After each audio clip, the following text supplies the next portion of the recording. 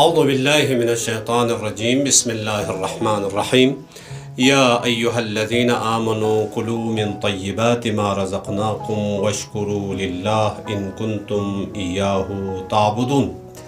پروردگار عالم کا دستور ہے، اے ایمان والو، کلوا من طیبات ما رزقناکم، یعنی اگر تم صرف اللہ کی بندگی کرنے والے ہو تو ہماری عطا کردہ پاک روزی کھاؤ۔ دین مبین اسلام کی تعلیمات میں سے ایک بہت ہی اہمیت کا حامل حکم حلال کمائی اور حلال روزی کا استعمال ہے۔ آپ کی کمائی حلال ہونے کے لیے اور پاک و پاکیزہ کمائی ہونے کے لیے ربا کی لعنت سے پاک و پاکیزہ ہونا ضروری ہے۔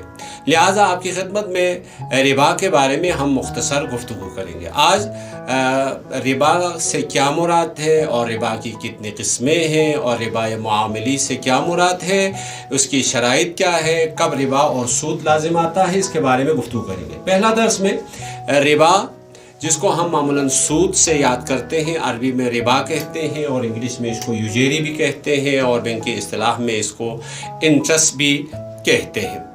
اس کی تھوڑی سی ہم وضاحت کریں گے آپ کی خدمت میں۔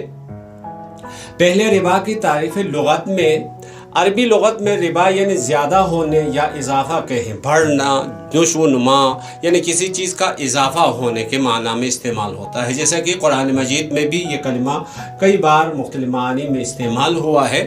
مثلا وَيُرْبِ الصَّدَقَاتِ، پروردگار عالم صدقات میں اضافہ کر دیتا ہے، اس کو بڑھا دیتا ہے، بس بڑھنا، اضافہ، نشو و نما کے معنی میں یہ کلمہ استعمال ہوتا ہے۔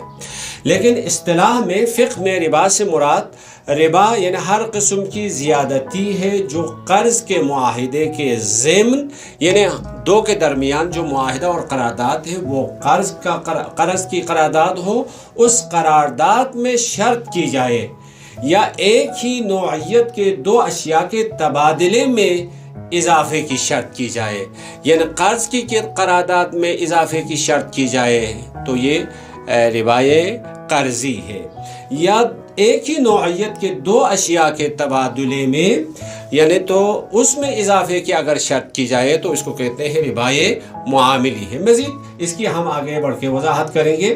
ربا کی پس اسی تعریف سے ہی ہمیں یہ بات سمجھ میں آ گئی، ربا کی دو قسمیں ہیں، ربا یہ معاملی ربا اور دوسری قسم ہے قرضی ربا، یعنی ایک دفعہ یہ سود ہوتا ہے اور ربا لازم آتا ہے معاملات میں، یعنی خرید و فروخت میں، لین دین میں، اور دوسری دفعہ ربا لازم آتا ہے قرض میں، لون میں۔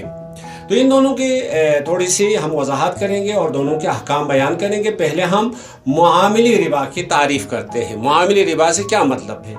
کچھ خاص شرائط کے ساتھ کسی قسم کے اضافے کے ساتھ دو ہم جنس، یعنی ایک ہی جنس کی دو چیزیں، سب سے پہلی شرط یہ ہے ایک ہی جنس کی دو چیزیں، لین دین یا ایسا معاملہ جس میں عدل بدل کی جانے والی دو چیزوں میں سے ایک دوسری سے زیادہ ہو تو یہ معاملی سود کہلاتا ہے۔ بس اسی کی تھوڑی سی ہم وضاحت کرتے ہیں۔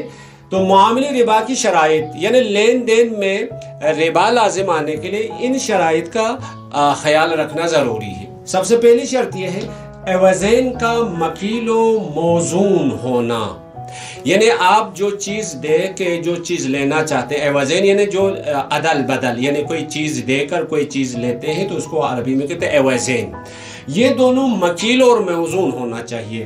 مکیل یعنی کیل سے مراد یعنی آج کل کے اصطلاح کے مطابق لیٹر وغیرہ سے، موزون یعنی وزن کر کے، جس کو ہم معمولاً ناپ تول کہتے ہیں۔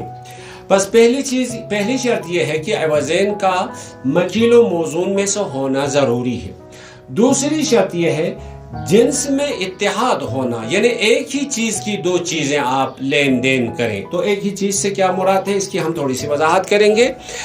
دیکھیں یہ دونوں چیزیں ایک ہی جنس سے ہے یا نہیں ہے، اس کا معیار یہ ہے ان دونوں پر ایک نام ایک عنوان صدق آتا ہے یا نہیں آتا ہے۔ مثال کے طور پر آپ کوئی چیز دیکھو، مثلا چاول کے خود مختلف کوالٹیز ہے، مختلف قسمیں ہیں، لیکن جو بھی ہو اچھا والا ہو یا اچھا والا نہ ہو، دونوں صورت میں اس کو چاول کہتے ہیں۔ اسی طرح دال ہے، دال کی مختلف قسمیں ہیں لیکن بالآخر ایک نام دونوں پر صدق آتا ہے، جیسے کہ دال ہے، یا اسی طرح گندم ہے وغیرہ۔ پس تیسری شرط کیا ہے؟ تیسری شرط ہے اضافے کی، پس عوضین مکیل و موزون میں سے ہو، پہلی شرط۔ دوسری شرط جنس میں اتحاد ہو، تیسری شرط اضافے کی شرط ہو۔ تو اس صورت میں ربا لازم آتا ہے، سود لازم آتا ہے۔ اگر ان تینوں شرائط میں سے ایک شرط نہیں ہوگی تو اس صورت میں ربا لازم نہیں آئے گا۔ بس معاملی ربا کی اقسام ہم آپ کی خدمت میں بیان کریں گے۔ اس کی دو قسمیں ہیں۔ نقد معاملے میں سود اور ربا لازم آتا ہے۔ دوسری قسم یہ ہے کہ نسیہ اور ادھار میں۔ نقد معاملے میں مثال کے طور پر مثلا آپ فرض کر لیں 10 کلو چاول دے دیں اور 15 کلو چاول لے لیں ابھی ہی، تو یہاں پہ بھی ربا لازم آتا ہے کیونکہ عوضین موزون میں سے ہے اور جنس ایک ہی ہے اور اضافے کی شرط بھی ہے، تو لہٰذا اس میں ربا لازم آئے گا۔ نسیہ اور ادھار میں، نسیہ اور ادھار کی دو قسمیں ہیں۔ ایک یہ ہے کہ مثلا آپ 10 کلو دے دیں، ایک ہفتے کے بعد 10 کلو لے لیں، تو اس صورت میں بھی ربا لازم آئے گا کیونکہ یہ جو آپ نے 5 دن مہلت دی ہے یہ ایک لحاظ سے اضافہ ہے۔ دوسری قسم یہ ہے کہ 10 کلو دے دیں، 5 دن کے بعد آپ 15 کلو لے لیں، تو یہاں پہ بھی ربا لازم آئے گا اور یہ حرام ہے۔ ربا جب لازم آتا ہے حرام ہے، پہلی بات کیونکہ گناہ کبیرہ ہے، ہم نے پہلے اس کے بارے میں گفتگو کی ہے، اور حرام ہونے کے علاوہ معاملہ باطل ہو جاتا ہے۔ معاملہ جب باطل ہو جاتا ہے تو آپ اس چیز کا مالک نہیں بنتے ہیں، جب آپ اس چیز کے مالک نہیں بنتے ہیں تو اس میں تصرف آپ نہیں کر سکتے۔ چند ایک مثال کے ذریعے سے یہ جو ہم نے تعریف کی تھی اس کی وضاحت کریں گے۔ سب سے پہلی مثال یہ ہے، مثلا آپ 100 کلو چاول پاکستانی کا 50 کلو چاول ایرانی معاملہ کریں۔ دیکھیں یہ 100 کلو ہے اور یہ 50 کلو ہے، معاملہ کریں گے۔ پھر کیا کریں گے؟ اس میں اضافہ کریں، تو یہ 100 کلو اور یہ 50 کلو کا آپس میں مبادلہ کریں گے تو اس صورت میں ربا لازم آئے گا، اور یہ صحیح نہیں۔ جبکہ ایک قسم کی چاول مثلا پاکستانی چاول ہے اور دوسری قسم کے چاول ایرانی ہے، لیکن ایک نام ان دونوں پر صدق آتا ہے، وہ 3 شرائط ان میں موجود ہے، لہٰذا یہ ربا لازم آئے گا۔ ایک اور مثال کے ساتھ مثلا 100 کلو چاول کا 100 کلو چاول پر 500 روپیہ اضافہ اگر آپ کر لیں تو اس صورت میں بھی ربا لازم آئے گا۔ دیکھیں چاول کے حساب سے برابر ہے، 100 کلو ہے، لیکن آپ نے اس طرف 500 روپے اضافہ کر دیا ہے، تو اس صورت میں بھی ربا ہے اور حرام ہے۔ ایک اور مثال، تیسری مثال میں مثلا 20 گرام سیکنڈ ہینڈ کا سونا 15 گرام نیا سونے سے معاملہ کریں۔ مثلا آپ جویلری کے پاس، آپ کے پاس جو زیور ہے، انگوٹھی ہے یا چوڑی ہے وغیرہ ہے، تو سیکنڈ ہینڈ ہے وہ 20 گرام کا آپ لے کے جائیں اور 15 گرام وہاں کے لے لیں گے، تبادلہ کریں گے، عدل بدل کریں گے، تو یہاں پہ 5 گرام زیادہ ہے، لہٰذا ربا ہے، حرام ہے، معاملہ باطل ہو جائے گا۔ ایک اور مثال یہ ہے، مثلا آپ لوہا خریدنے کے لیے بازار گئے ہیں، آپ کے پاس پرانے لوہا ہے، مثلا آپ نے گھر خراب کر دیا اور وہاں سے لوہا ہے، سیریا ہے، پرانے قسم کے سیریا وغیرہ ہے، اب وہاں سیریا کیا کر دیا، پرانا سیریا مثلا 1 ٹن دے دیں اور نیا سیریا یا نیا لوہا 500 کلو لے لیں۔ دیکھیں سیریا دے کر سیریا لے لیں، ہاں وہ خرید فروخت ابھی ہم بتا دیں گے۔ مثلا آپ 1 ٹن کا پرانا لوہا دے کر 500 کلو نیا لوہا لے لیں گے، تو اس صورت میں یہ کیا ہو جائے گا، یہ ربا ہوگا اور حرام ہوگا اور معاملہ باطل ہوگا۔ یا مثلا سبزی، جیسا کہ جہاں کاشتکاری کا نظام ہوتا ہے وہاں یہ مسئلہ پیش آ جاتا ہے، مثلا آپ 1 بوری آلو دے دیں، بعد میں 2 بوری آلو لے لیں، تو اس صورت میں یہ ربا ہے، حرام ہے، گناہ کبیرہ ہے اور معاملہ باطل ہے۔ سبزی جات میں بھی یہی چیزیں ہیں۔ ان تمام چیزوں میں بس یہ چند مثالیں آپ کو دے دیں۔ خب اس میں ایک راہ حل آپ کو ہم بتا دیں گے. خوب اس سے نجات پانے کا طریقہ کیا ہے؟ نجات پانے کا طریقہ یہ ہے. بس یہ پہلی بات تو یہ ہے، اس قسم کا ربا معمولاً پرانے زمانے میں اور ابھی بھی دیہاتوں میں، گاؤں میں پیش آتا ہے. شہروں میں ظاہر سی بات چیزوں کا عدل بدل کا طریقہ وہ سسٹم بہت کم ہے، کیونکہ کرنسی وغیرہ اور نوٹ پیسہ چلتا ہے. لیکن اس سے نجات پانے کا طریقہ بتانے سے پہلے آپ کو یہ موزون و مکیل وغیرہ کے بارے میں بتائیں گے. دیکھیں، آپ کسی چیز کو خریدنا چاہتے ہیں یا کسی چیز کو بیچنا چاہتے ہیں تو اجناس کی سنجش کے لیے 3 قسمیں ہیں. ایک وزن کے ذریعے سے، اس کو اصطلاحاً موزون کہتے ہیں، یعنی گرام کے حساب سے، کیلو کے حساب سے، ٹن کے حساب سے، من کے حساب سے وزن کر کے آپ چیزوں کو بیچتے ہیں. تو اگر ایسی چیز ہے جو گرام کے حساب سے، کیلو کے حساب سے، ٹن کے حساب سے، من کے حساب سے وزن کر کے بیچی جاتی ہے تو اس کو موزون کہتے ہیں. جیسے سونا ہے، چاندی ہے، آٹا ہے، چاول ہے، گوشت ہے وغیرہ. دوسری چیز یہ ہے پیمانہ یا کیل کے ذریعے، اس کو اصطلاحاً مکیل کہتے ہیں. جیسے جس کو آج کل کے اصطلاح کے مطابق لیٹر وغیرہ ہے، جیسے پانی ہے، دودھ ہے، تیل ہے، روغن ہے وغیرہ، جو لیٹر کے ذریعے سے تول کر بیچی جاتی ہے، ان چیزوں کو ہم مکیل کہتے ہیں.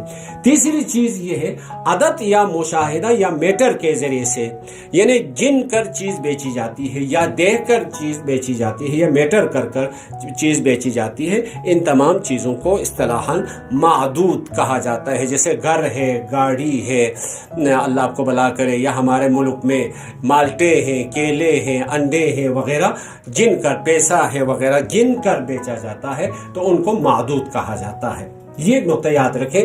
دیکھیں تصویر میں آپ ملاحظہ کر سکتے ہیں، تصویر میں ہم یہ موزون کی چیزیں ہیں، مثلا یہ گوشت ہے، یہ سونا ہے، یہ چاندی ہے.